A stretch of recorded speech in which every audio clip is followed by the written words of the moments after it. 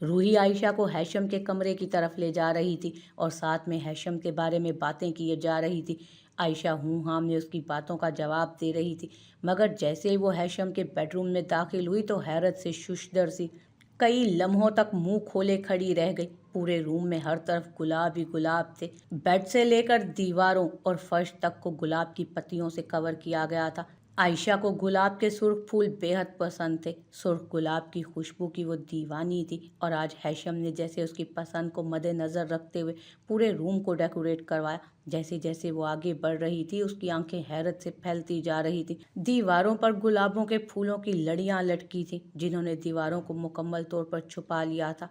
छत के बिल्कुल दरमियान में सफ़ेद रंग का बड़ा सा हीरों की चमक लिए मोतियों का कीमती खूबसूरत सा फानूस लगा था, जिसे देखकर आंखें चुंधियाई जा रही थी। फानूस के आसपास छत पर बेतहाशा खूबसूरत छोटे छोटे सितारे लटक रहे थे जो फानूस की शुआओं से मिलकर माहौल को और ख्वाबनाक बना रहे थे। आयशा ये सब देखकर जैसे सब कुछ भूल चुकी थी। वो मबहूत से उस दिलफरेब सजावट को हैरानगी से देख रही थी।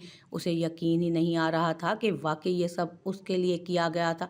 क्या वो भी इतनी अहम हो सकती है किसी के लिए? रूही उसे लिए जहाजी साइड बेड पर चली आई। बेड पर रेड एंड वाइट रोज के फूलों की चादर बिछी थी। फर्श पर गुलाब और मोतियों की पत्तियां बिखरी थी। छत पर ब्लड रेड हार्ट्स लटक रहे थे। आयशा सकते में खड़ी सब कुछ देख रही थी कि रूही की आवाज़ पर चौंकी, भाभी कहाँ गुम है? रूही ने उसे कंधे से हिलाते हुए कहा, नहीं कुछ नहीं। आयशा बौखलाते हुए बोली, ओके भाभी जा रही हूँ मैं, अब बाय। रूही उसे बेड पर बिठाकर रूम से निकलती चली गई। अब आयशा आसानी से पूरे कमरे का जायजा ले रही थी और उसकी आंखों में सताइश ही सताइश थी। भाई आप अभी तक यहाँ हैं? रूही जो अभी उसकी कमरे से आ रही थी हैशम को लाउंज में खड़े देखकर पूछा। हाँ बस अब हम जा ही रहे हैं, आप जाओ सो जाओ जाकर, थक गई होंगी। हैशम ने उसे हिदायत देते कहा। जी जी भाई। इतना कहकर रूही वहां से निकलती चली गई। हैशम भी अपने रूम की तरफ बढ़ गया और जैसे ही रूम का दरवाज़ा खोलकर वो अंदर दाखिल हुआ, सामने का मंजर देखकर साकित रह गया था। क्या हुआ ज़रियाब खान? अम्मा बेगम ने ज़रियाब खान को गुस्से में हवेली में दाखिल होते देखकर पूछा। अम्मा अभी कुछ होने के लिए बचा है क्या? उस लड़की ने हमें जलीलो ख्वार करके रख दिया है। आप जानती भी हैं वो लड़की किस जगह पर थी जहाँ कोई भी शरीफ लड़की जाने से पहले मरना पसंद करेगी। अगर ये बात गांव वालों को पता चल गई तो थू थू करेंगे सब गांव वाले हमारे मुंह पर। ज़रियाब खान अपने गुस्से पर काबू पाते बोले, ये तू क्या कह रहा है ज़रियाब खान? कहाँ है मेरी बच्ची? अम्मा बेगम फिक्रमंद लहजे में बोलने लगी। उस लड़की ने कुछ कहने लायक छोड़ा कहाँ है अम्मा बेगम? वो लड़की पैसों के लालच में इतनी अंधी हो गई कि अपनी इज्जत की भी परवाह ना की और अपने साथ साथ हमें भी कहीं मुंह दिखाने के काबिल नहीं छोड़ा। अगर उसे पैसे ही चाहिए थे तो मुझे बताती, यूं सरे बाजार हमारी इज्जत को तो ना नीलाम करती ना। ज़रियाब खान ने आधा झूठ आधा सच मिलाकर अम्मा बेगम को बताया। ऐसा नहीं हो सकता ज़रियाब खान, ज़रूर तुझे कोई गलत फहमी हुई होगी। मेरी बच्ची ऐसा कभी नहीं कर सकती। अम्मा बेगम फौरन आयशा के हक में बोली थी। उन्हें पूरा भरोसा था कि उनकी आशू कभी ऐसा नहीं कर सकती। ऐसा कर चुकी है वो लड़की। बेहतर यही है कि अब उस लड़की का जिक्र इस घर में कभी ना किया जाए। मैं नहीं चाहता कि उसका साया भी मेरी बच्चियों पर पड़े। ज़रियाब खान के लहजे में आयशा के लिए नफरत ही नफरत थी। ज़रियाब खान सारा जहर अम्मा बेगम के कान में उंडेलते अपने कमरे की जानिब बढ़ गए। अम्मा बेगम की आंखों से नींद पूरी तरह रुखसत हो चुकी थी। वो पूरी रात उन्होंने रो रो कर आयशा के लिए दुआएं करते गुजारी। अगले दिन का सूरज ज़रियाब खान के लिए बहुत सी मुश्किलात लेकर आया था। आयशा के घर से गायब होने की खबर पूरे गांव में फैल चुकी थी और जो भी सुनता उंगलियां दांतों में दबा लेता। गांव में बात फैली कैसे? आखिर किसने ये हरकत की? हमने तो किसी को भिनक भी नहीं पड़ने दी। फिर ऐसा कौन है जिसे इल्म था कि आयशा गुल घर से गायब है? कौन है जो आस्तीन का सांप बने बैठा है? ज़रियाब खान परेशानी के आलम में इधर उधर टहल रहे थे। नौकरों की खबर तो वो पहले ही ले चुके थे, उनसे भी ज़रियाब खान को कोई सुराग ना मिला। अम्मा बेगम अब कभी कभार ही अपने कमरे से निकलती थी। वो औरतें जो सारा दिन काम किया करती थीं वो अब अम्मा बेगम को तंजिया नज़रों से देखती सरगोशियाँ करते गुजर जाती। अब भी अम्मा बेगम हॉल में बैठे कुरान पाक की तिलावत में मसरूफ़ थी कि काम करती कुछ औरतों की आवाज़ें उनके कानों में पड़ी। तोबा तोबा, एक हफ्ते से बेटी गायब है, अल्लाह जाने किसके साथ भाग गई। ज़रा भी हया ना आई, मरे हुए माँ बाप की लाज ही रख लेती वो। میں تو شروع سے ہی لڑکیوں کو پڑھانے کے خلاف ہوں۔ میں نے تو دبے لفظوں میں کہا بھی تھا اماں بیگم سے، پر آگے سے کہتی ہیں مجھے اپنی بیٹی پر پورا اعتبار ہے۔ بندہ پوچھے بچے اب اعتبار کہاں گیا، بندہ پوچھے اب کہاں گیا وہ اعتبار۔ لو بھلا لڑکیوں کو کون پڑھاتا ہے؟ مگر اماں بیگم کا دماغ تو ویسے ہی ساتویں آسمان پر رہتا تھا۔ شکل سے تو بڑی شریف لگتی تھی، کیا پتا تھا اندر سے ایسی ہی نکلے گی۔ توبہ توبہ، ایسی بے حیا اولاد اللہ کسی کو نہ دے۔ کیسی ہیں اماں بیگم؟ کچھ پتا چلا بیٹی کا؟ کہاں چلی گئی آخر؟ ایک عورت نے اماں بیگم کو دیکھ کر طنزیہ لہجے میں پوچھا۔ اماں بیگم بغیر کوئی جواب دیے خاموشی سے اندر چلی آئیں۔ آنکھیں پھر سے نم ہوئیں۔ یا اللہ، یہ کس آزمائش میں ڈال دیا؟ ایسا کون سا گناہ ہو گیا تھا میری بچی سے؟ پتہ نہیں کس حال میں ہوگی وہ۔ میری بچی کی تو حفاظت کرنا میرے رب۔ وہ دعا مانگتے ہوئے پھر سے رو پڑی تھی۔ عائشہ بیڈ پر بیٹھ کر ہر چیز کا بخوبی جائزہ لے رہی تھی۔ ہیشم جیسے شہزادے کی خوابگاہ کو بھی اسی کے شایان نشان سجایا گیا تھا۔ سائڈ ٹیبلز پر بہت سے خوبصورت شو پیسز رکھے ہوئے تھے۔ سامنے والی دیوار پر بڑے سے سپلٹ اے سی کے نیچے ایک بڑی سی LED اسکرین جس نے تقریباً پوری دیوار کو کور کیا ہوا تھا۔ دائیں سائڈ والی دیوار پر خوبصورت قیمتی پینٹنگز اور بائیں دیوار پر خوبصورت لارج سائز ونڈو پر پڑے بھاری قیمتی پردے، مہنگا ترین فرنیچر۔ کمرے کی ہر چیز اپنے قیمتی ہونے کا ثبوت دے رہی تھی اور اپنی مخصوص جگہ پر ترتیب سے رکھی تھی۔ وہ ہیشم خان کے ذوق اور پسند کو سراہے بغیر نہ رہ سکی تھی۔ ایئر فریشنر کی فریش خوشبو کمرے میں چاروں طرف چکراتی پھر رہی تھی۔ دماغ میں اترتی یہ تر و تازہ سی مہک اور روم کی اس آئلہ پائی کی سجاوٹ میں وہ جیسے کھو سی گئی تھی۔ یہی سب تو وہ چاہتی تھی۔ اسے آج بھی یاد تھا جب وہ اماں بیگم کو اپنے خوابوں کے بارے میں بتایا کرتی تھی تو اس کے خیالات سن کر وہ محظوظ ہو کر ہنستی جاتی تھی۔ وہ ان کے یوں ہنسنے پر ان سے خفا ہو جایا کرتی تھی۔ وہ ایک نازک خیالات رکھنے والی حساس سی لڑکی تھی۔ اس کے خواب اور جذبات بڑے قیمتی تھے۔ اس نے بھی سب لڑکیوں کی طرح اوائل عمری میں ہی چھوٹے چھوٹے خواب سجائے تھے آنکھوں میں، اور آج اسے اپنے تمام خوابوں کی تعبیر ہیشم کی صورت میں مل بھی گئی تھی۔ لیکن پھر بھی وہ خوش ہونے کی بجائے افسردہ تھی، رو رہی تھی، تڑپ رہی تھی، کیونکہ اس کے خواب اس طرح سے پورے ہوں یہ تو اس نے کبھی نہ چاہا تھا۔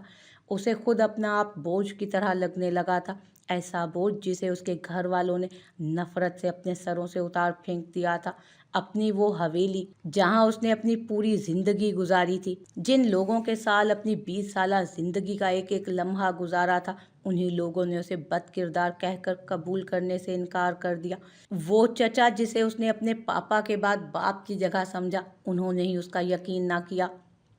وہ اپنوں سے بچھڑ کر ایک دلدل میں اتر گئی تھی۔ وہ شہزادوں جیسا شخص اگر اسے اس دلدل سے نہ نکالتا تو وہ آج موت سے بھی بدتر زندگی گزار رہی ہوتی، یا شاید اب تک اپنی زندگی کو ختم بھی کر چکی ہوتی۔ لیکن اگر یہ شادی باقی نارمل شادیوں کی طرح ہوتی، یا وہ نارمل طریقے سے ہیشم کی زندگی میں شامل ہوتی تو اپنی قسمت پر نازاں ہوتی۔ لیکن ابھی تو وہ سمجھ ہی نہیں پا رہی تھی کہ وہ خود کو خوش نصیب سمجھے یا بد نصیب۔ جس طرح کے حالات سے وہ گزر کر ہیشم کی زندگی میں شامل ہوئی تھی، ان کو دیکھتے ہوئے نہ تو وہ خود کو ہیشم کے قابل سمجھتی تھی اور نہ ہی خود کو اس کے سامنے پیش کرنا چاہتی تھی۔ آج اس کی شب زفاف تھی، ہیشم اور اس کی زندگی کا نیا سفر شروع ہونے کو تھا، مگر کیا وہ ہیشم جیسے شخص کے قابل تھی؟ کیا تھا اس کے پاس اس فرشتہ صفت شخص کے لیے؟ آنسو تھے کہ تھمنے کا نام نہ لے رہے تھے، مٹھیاں بھینچے مسلسل وہ اپنے آپ کو نارمل رکھنے کی کوشش میں مبتلا تھی، مگر لاکھ جتن کرنے کے باوجود بھی وہ اپنے آپ کو نارمل نہیں کر پا رہی تھی۔ اسے رہ رہ کر حالات کی ستم ظریفی پر رونا آ رہا تھا۔ وہ ہیشم کے سامنے کمزور نہیں پڑنا چاہتی تھی، مگر اس کوشش میں اس کی آنکھیں اس کا ساتھ دینے سے انکاری تھیں۔ وہ اس وقت اپنے آپ کو سمجھ ہی نہیں پا رہی تھی۔ کیا تھا اس کے اندر؟ غم، خوشی، افسوس، یا اپنی ذات کے یوں بے مول ہو جانے کا درد؟ اس نے بے دردی سے آنکھوں کو زور سے مسلا، مگر آنسوؤں نے بھی جیسے قسم کھا لی تھی آج نہ رکنے کی۔ وہ بالکل خالی ہو چکی تھی، اس کا دل خالی تھا، اس کا ذہن تاریک ہو رہا تھا، دل ایک دم جیسے کسی نے مٹھی میں جکڑ لیا تھا۔ اس کی آنکھوں سے بہتے آنسو اس کے درد کے گواہ تھے۔ کتنی بے مول تھی اس کی ذات جسے اس کے اپنوں نے ہی قبول نہ کیا تھا۔ کتنا آسان تھا اس کے اپنوں کے لیے اسے مارنا، مرنا۔ کیا مرنا ہی اس کی نجات کا سب سے بہترین طریقہ تھا؟ इस बोझ जैसी जिंदगी से आज़ाद होने में ही उसकी बका छुपी थी। अब तो वैसे भी उसके जीने का कोई फ़ायदा ना था। वो अपने घर वालों के लिए बदनामी की वजह बन चुकी थी और उस फरिश्ता सिर्फ शख्स के सामने तो सर उठाने के काबिल ना थी। हाँ, उसे मर जाना चाहिए। इस ख्याल के आते ही वो बेड से उठती आईने के सामने जा खड़ी हुई। आहिस्ता आहिस्ता अपने जेवर उतारने लगी। उसकी नज़रें किसी चीज़ की तलाश में पूरे कमरे का जायज़ा लेने लगी। तभी उसे सामने टेबल पर पड़ी फलों की टोकरी में मौजूद छुरी नजर आई। आंखें ठहर सी गईं। वहीं बेसाख्ता वो उसकी जानिब बढ़ी और कुछ भी सोचे समझे बगैर वो छुरी उसने अपनी नब्ज पर रख ली। बहुत सी सोचें उसके जहन में रक्स करने लगी थी। उसके दिमाग में एक मर्तबा फिर वही अल्फाज गूंजे थे, 1 करोड़। ये अल्फाज याद आते ही उसका पूरा वजूद थर थर कांपने लगा था। कितनी मजबूती से उसकी कलाई को पकड़े वो कोठे से बाहर आया था। कलाई पर उसकी गिरफ्त के निशान अब भी मौजूद थे। अगर वो इतना ही अच्छा इंसान था तो फिर वहाँ क्यों मौजूद था? ऐसे ही तो कोई 1 करोड़ नहीं देता ना। क्या मकसद था उसका इस सब के पीछे? वो अब भी यही सोच रही थी। बेसकूनी थी कि बढ़ती जा रही थी। सर दर्द से फटा जा रहा था। उसे अपने आप से वहशत होने लगी। या अल्लाह, तूने इस शख्स को मसीहा बनाकर मेरे लिए वहाँ भेजा था। या अल्लाह, ये कैसा इंसाफ है? जिसका जो दिल किया उसने मेरे साथ किया। किसी ने मुझसे पूछना भी ज़रूरी ना समझा। क्यों अल्लाह मियाँ, क्या मैं इतनी बेमौल हूँ? वो दिल ही दिल में खुदा से मुखातिब थी और तभी छुरी पर उसकी गिरफ्त सख्त हुई और उसने ज़ोर से आंखें मींची। इससे पहले कि वो उसकी नाजुक कलाई को ज़ख्मी करती, दरवाज़ा खुलने की आवाज़ पर उसने पट से आंखें खोली। सामने खड़े हैशम खान को देखकर वो जी जान से लर्जी थी। न जाने अब क्या होगा उसके साथ। आयशा तो काटो तो बदन में लहू नहीं कि मिसदाक हो गई। हैशम खान ने जल्दी से आगे बढ़कर उसके हाथ से छुरी खींचकर ज़मीन पर फेंकी थी। या आप क्या करने जा रही थी आयशा गुल? हैशम खान ने सख्त लहजे में उससे कहा। अगर उसको आने में ज़रा सी देर और हो जाती तो यही सोच उसको गुस्सा दिला गई थी कि क्या हो जाता, लेकिन आयशा की जानिब से जवाब निदार। आयशा तो जैसे बर्फ़ की सिल हो गई थी। हम कुछ पूछ रहे हैं आयशा गुल, हमें अपनी बात दोहराने की बिल्कुल आदत नहीं है। हैशम खान फिर से गुर्राया। आयशा तो उसकी तेज़ आवाज़ पर कांप ही गई थी। आंसू मुसलसल बह रहे थे। हिम्मत मुश्तमे करते वो बोली, क्यों किया आपने ये सब? क्यों दिए 1 करोड़ मेरे लिए? मैं इतनी इनायात के काबिल नहीं हूँ। मैं तो एक बिकी हुई लड़की हूँ। आप मेरे बारे में जानते ही कहाँ हैं। ये जानते हुए भी कि आप मुझे एक ऐसी जगह से लाए हैं जहाँ शरीफ लड़कियाँ खड़ा होना भी पसंद नहीं करती। ये सब जानते हुए भी क्यों किया आपने मुझसे निकाह? लहजे में टूट फूट वाज़ेह थी, क्योंकि हैशम खान इतना बेगैरत नहीं कि किसी पाकबाज लड़की को उस गंदे कीचड़ में छोड़कर आ जाता। और आपसे निकाह की वजह सिर्फ आपके चचा को यकीन दिलाना था कि आप बिल्कुल पाकबाज हैं। और एक बात अपने जहन में बिठा लीजिएगा आयशा गुल, पहले आप जो भी थी मुझे इस बात से कोई गर्ज नहीं थी, लेकिन अब आप हैशम इस्माइल खान की इज्जत बन चुकी हैं और हैशम खान ये बात बिल्कुल गवारा नहीं करेगा कि कोई उसकी इज्जत पर उंगली उठाए। अब आप आयशा हैशम इस्माइल खान बन चुकी हैं, सो अगली दफ़ा इतने घटिया अल्फाज बोलने से पहले ये याद रखिएगा कि आप किसी और के नहीं, हमारी बीवी के बारे में बोल रही हैं। उम्मीद है कि आइंदा मुझे अपनी बात दोहरानी नहीं पड़ेगी। हैशम खान ने सख्त लहजे में उसे तंबीह करते हुए कहा। चचा को तो आप यकीन दिला चुके हैं, लेकिन कल को जब सबको ये बात पता चलेगी तो किस किस को जवाब देंगे आप? किस किस को मेरी पाकीज़गी का यकीन दिलाएंगे? आयशा गुल ने सवालिया नज़रें उसके चेहरे पर जमाते हुए कहा। हैशम खान अपनी इज्जत की हिफाजत करना अच्छे से जानता है, और अगर आपको इस निकाह से एतराज़ है तो जो फैसला आप करना चाहती हैं कर सकती हैं। हैशम खान कभी भी ज़बरदस्ती का कायल नहीं रहा। आयशा के आंसू आंखों में ठहर गए थे। सारी राहें मसदूद करके वो अब फैसले की डोर उसे थमा चुका था। वो बेयकीनी आंखों में लिए उसे देख रही थी। आयशा गुल, हमें इस तरह देखने से बेहतर है कि आप अपने फ़ैसले पर गौर करें। अगर आप वापस जाना चाहती हैं तो आपको कोई नहीं रोकेगा, लेकिन एक बात याद रखिएगा, हर बार आपको बचाने कोई हैशम नहीं आएगा।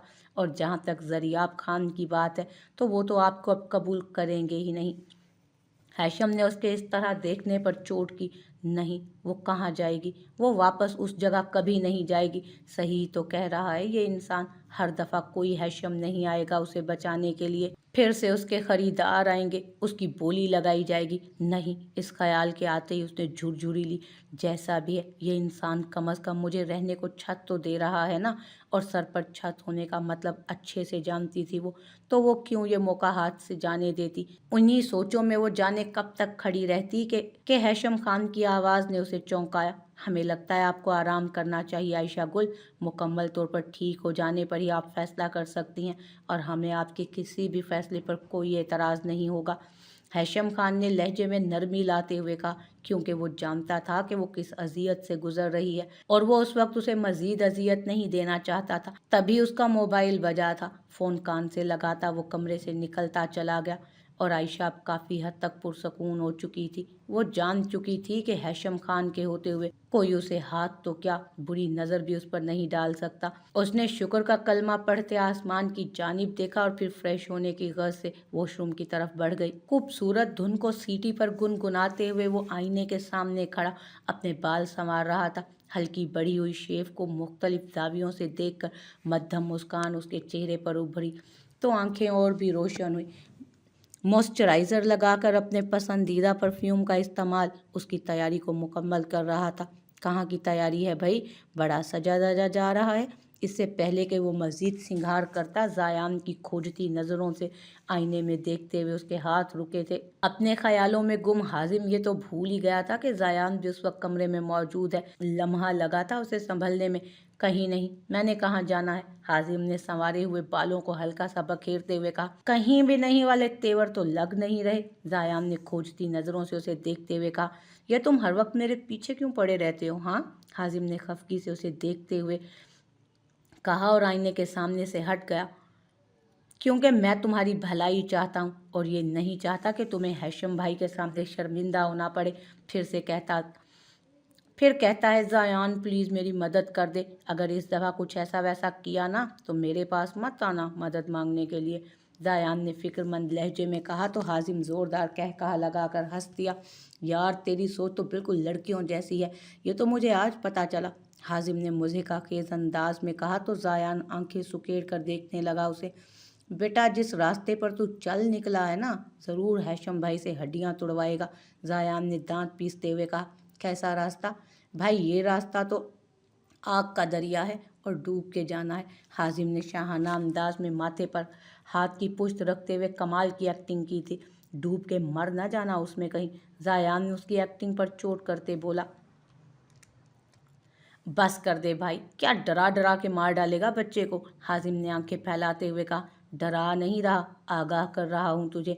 बाकी तेरी मर्जी है, डूब मर, कर जो करना है। ज़ायान ने उसे शौक होते देख हर धर्मी से कहा। इससे पहले कि हाजिम फिर से शोखी मारता, रूही उसको आवाज़ें देती कमरे में आ पहुंची थी। हाजिम, इज्जत से मेरा सामान दे दो मुझे। वो सख्त लहजे में लड़ाका औरतों की तरह कमर पर दोनों हाथ रखते बोली, क्या हो गया है? कौन सी आफत आ गई है? और किस सामान की बात कर रही हो तुम? हाजिम ने पुरसकून लहजे में पूछा, जबकि आंखों में शरारत वाजे थी। ये देखकर तो रूही को मानो आग ही लग गई। हाजिम, तुम अच्छे से जानते हो मैं किस सामान की बात कर रही हूँ। नहीं, मैं तो नहीं जानता, उसने पूरी तरह अनजान बनते हुए कहा। हाजिम, जो मेकअप का सामान तुम मेरे कमरे से चोरी करके लाए हो ना, अब भी इसी वक्त वापस करो मुझे।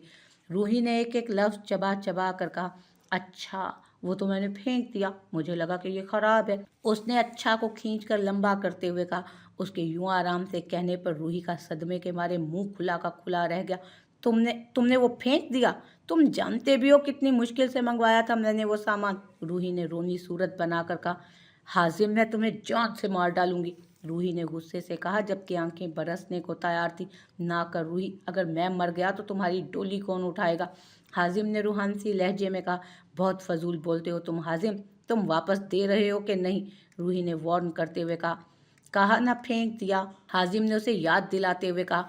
ओए बस कर दे, बहुत तंग कर लिया तूने इसे, चल अब वापस कर इसका सामान। ज़ायान, जो कब से खड़ा सब देख रहा था, हाजिम के सर पर चपत लगाकर बोला, चल तू कहता है तो कर देता हूँ वापस। हाजिम ने सर सहलाते कहा, अभी दो। रूही ने उसे राजी होते देखकर जल्दी से कहा, क्या हो गया, सब्र रखो लड़की। हाजिम ने अलमारी की तरफ बढ़ते हुए कहा और वहां से सामान निकालकर रूही के हाथों में थमाया, जिसे जैसे बड़ा एहसान किया हो देकर। रूही के इस तरह चिल्लाने पर दोनों उसकी तरफ मुतवज्जो हुए। हाय अल्लाह, क्या हो गया, क्यों इस तरह चिल्ला रही हो? उसको यूं माथे पर हाथ रखे देख हाजिम ने कहा, हम लोग बातों बातों में ये तो भूल ही गए कि अब हमारी प्यारी सी भाभी भी हवेली में आ चुकी हैं। रूही ने उनको याद दिलाते कहा, ओए हाँ जायान, हम तो भूल ही गए। हाजिम ने नाटक करते हुए कहा, जबकि उसकी मखसूस तैयारी की वजह आयशा ही थी। वो उसी से मिलने के लिए इतना तैयार हुआ। बस कर, अब फिर से नौटंकी शुरू ना कर देना। चलो अब मिलकर आते हैं भाभी से। जायान ने उन्हें फिर से शुरू होते देखकर जल्दी से कहा, क्योंकि वो जानता था कि अगर ये जंग फिर से शुरू हुई तो उसे ख़त्म करना यानी हाथी को रिक्शे में बिठाने के बराबर था। इसलिए उन दोनों को हाथ से पकड़कर ज़बरदस्ती वो बाहर निकल गया कमरे से। लेकिन उन दोनों की नोक-झोंक अब भी जारी थी। उन तीनों का रुख अब हैशम के कमरे की तरफ था। रात को वो फ्रेश होकर अल्लाह के हुजूर शुक्राने के नफल अदा करने के कुछ देर बाद ही पुरसकून सी सो गई थी। अगवा होने के बाद से लेकर अब तक पहली बार उसके चेहरे पर इत्मीनान था। वो अपने ऊपर गुजरी सब बातें तो हैशम को पहले ही बता चुकी थी। अब वो बिल्कुल पुरसकून हो चुकी थी। हैशम का उसे अपनी हमराही का यकीन दिलाना उसे अंदर तक सरशार कर गया था। अगली सुबह जब उसकी आंख खुली तो हैशम खान अब भी कमरे में मौजूद ना था, या उसने जागने में देर कर दी। जो भी था, सारे ख्यालों को झटकती वो बेड से उठी और कपड़े लेने की गर्ज से अलमारी की तरफ बढ़ी। अलमारी में हैशम खान के साथ लेडीज ड्रेसेस का ढेर देखकर उसकी आंखें मारे हैरत के फैल गईं, और तभी उस हैरानगी की जगह आंसुओं ने ली। वो इंसान कैसे बगैर कहे उसकी हर ज़रूरत का ख्याल रख रहा था। एक सवाल था लेकिन, जो उसे चैन नहीं लेने दे रहा था। अगर हैशम इतना ही अच्छा इंसान था तो वो वहाँ क्या कर रहा था? और यही बात उसे हैशम खान पर भरोसा करने से रोक रही थी। आंखें बंद करते ही पिछली ज़िंदगी किसी फिल्म की तरह जहन की स्क्रीन पर चलने लगी। यूनिवर्सिटी, उसका अगवा होना, चचा का ठुकराना, हैशम का निकाह करना, आयशा गुल। हैशम जो कमरे में किसी काम की गर्ज से आया था, उसे यूं खड़े देखकर लम्हा लगा था उसे सब समझने में। आयशा को पुकारता वो आहिस्ता आहिस्ता चलता उसके पास आया। हैशम ने उसके दोनों हाथ थाम कर उसका रुख अपनी तरफ मोड़ा। हैशम की आवाज़ पर उसने घबरा कर आंखें खोली थी। खौफ की परछाइयाँ उसके चेहरे पर वाज़ेह हो चुकी थी। आंसू तवातुर से बह रहे थे और उसके इस रवैये पर वो एकदम चौंकी। लेकिन ज़रा सा सहारा मिलते ही वो अपने जज्बात पर काबू नहीं रख पाई। सवालिया निगाहें हैशम पर जमाई गोया हुई थी वो। मैं हर किसी की नज़रों में मायूब हूँ, किस किस को गवाही दूंगी। इससे अच्छा था कि मैं मर ही जाती, कम अज़ कम किसी की अजियत का सबब तो ना बनती। उसकी आवाज़ में घुला दर्द दिल को चीर देने वाला था। हैशम तो बस उसकी आंखों में ही डूबता जा रहा था, जहाँ उस वक्त आंसुओं का एक समंदर मौजज़न था। हैशम ने बेख्तियार उसके गिर्द बाजू फैलाकर उसे खुद से लगाया। सहारा मिलते ही उसके रोने में इजाफा हुआ। अब वो हिचकियों से रो रही थी। उसकी बातें सुनकर हैशम खान ने कुर्ब से आंखें बंद की थी। वो उस वक्त उसके दर्द को समझ सकता था, लेकिन फ़िलहाल वो उसे जज्बाती सहारा ही दे सकता था, और वो जानता था उस वक्त उसे उसी की ही ज़रूरत थी। हम ये नहीं कह सकते आयशा गुल कि आप इस अज़ियत को भुला दें। हम जानते हैं वो कोई मामूली तकलीफ़ नहीं है जिसे चंद मिनटों में भुला दिया जाए, लेकिन हम आपको यकीन दिलाते हैं कि हमारा साथ आपको सब भूलने पर मजबूर कर देगा। अब आप हैशम खान की बीवी हैं। किसी में इतनी जुर्रत नहीं कि कोई आप पर गलत निगाह भी डाले। आपकी हिफाजत अब हमारी जिम्मेदारी है। न जाने क्यों हैशम खान को उसका इस तरह रोना तकलीफ दे रहा था। वो उस नाजुक सी काम सी गुड़िया को खुश देखना चाहता था, उसके हसीन चेहरे पर मुस्कुराहट देखना चाहता था, उसके इस कदर मजबूत लहजे पर। आयशा के आंसू पलकों पर ही ठिठर गए। कुछ पल रुककर वो फिर गोया हुआ। ये सब इतना अचानक कैसे हो गया, हम खुद भी नहीं जानते आयशा गुल। वो सब एक बेख्तियारी कैफियत थी। हमारा मिलना इसी तरह तय था, और हमें कोई फ़र्क नहीं पड़ता कि लोग क्या कहेंगे, क्योंकि हम इस हकीकत को तस्लीम कर चुके हैं कि आप आयशा हैशम खान हैं। आपका हवाला अब हम हैं। मुआशरे में आपको मकाम दिलाना अब हमारा काम है। हमें आपकी पारसाई पर पूरा यकीन है। इसके अलावा कोई कुछ भी कहे, हमें कोई फ़र्क नहीं पड़ता। हैशम खान उस वक्त जो कह रहा था शायद वो खुद भी नहीं जानता था। हमसे वादा करें आयशा गुल, आप आइंदा गुजरी बातों को नहीं दोहराएंगी। वो धुंधलाई आंखों से अपने सामने फैले उस शख्स के हाथ को देख रही थी जिसने उसे एक नई जिंदगी दी थी, जो वहशियों के चुंगल से उसे बाहिफाजत निकाल लाया था। उसने आहिस्तगी से अपना हाथ उसके हाथ पर रखा। ہیشم خان نے بے ساختہ اس کی پلکوں پر ٹھہرے آنسو صاف کیے۔ عائشہ نے اس کے اس طرح کرنے پر تھوڑا سا پزل ہو کر قدم پیچھے کیے۔ ناشتہ لگ چکا ہوگا اور ہم چاہتے ہیں آپ سب کے ساتھ بیٹھ کر ناشتہ کریں، اس طرح آپ کو آگے بڑھنے میں آسانی ہوگی۔ اس کی بات سن کر عائشہ الماری سے ایک خوبصورت سا ڈریس نکال کر واش روم کی طرف بڑھ گئی۔ ہیشم خان اسے جاتا دیکھ کمرے سے باہر نکل گیا۔